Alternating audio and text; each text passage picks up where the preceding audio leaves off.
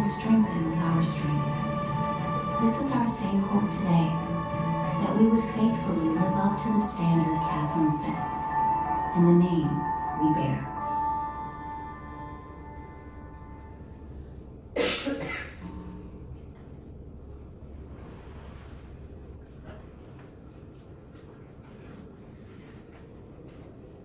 In the video, we hear that Catherine's world was very small. A lot of people in that time and in that place didn't move around a lot. You grew up in the same community, you stayed there, you lived there, you died there. But I wanted you to draw out from that the idea of what we said at the very beginning when I talked about the stories that shape us and the experiences that shape us. Now, she was heavily influenced by the stories of Christ, the stories of the gospel, and she was heavily influenced by those experiences, some of which we saw. And both of those things came together, so even though Catherine's world was very small, her worldview was not. And she saw people, all ages, all persons, as persons that were worthy of dignity. And so this becomes one of the strong trademarks of that ministry that we carry on as a legacy today. In what ways has Catherine demonstrated a willingness to do more, to care for those that the rest of the world would initially ignore?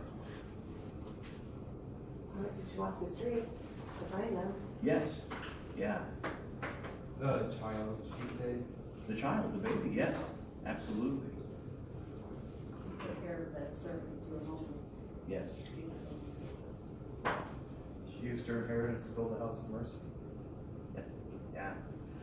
And to all that, I mean, what's interesting is when you talk about experiences, you know, her experience of being both very poor and very wealthy, her experience of being both in homes of Catholics and Protestants, given the limitation of religion in the world that she lived in, that was pretty broad, you know, but I appreciate you say that. You know, the idea of building this home, and I don't know how much you've heard prior to me coming in here, but one of the hallmarks of that story in my mind is the intentionality with which she built this home on Baggett Street.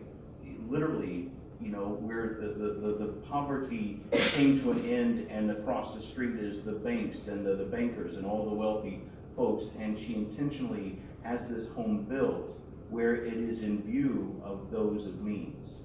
And the intent being not to just be an activist, not only to just make a statement, but more, to bring these two worlds together, to make it possible that people who needed work, who could receive this education, be trained in these vocations, would have the potential to be, these people would be aware of them and see them as human beings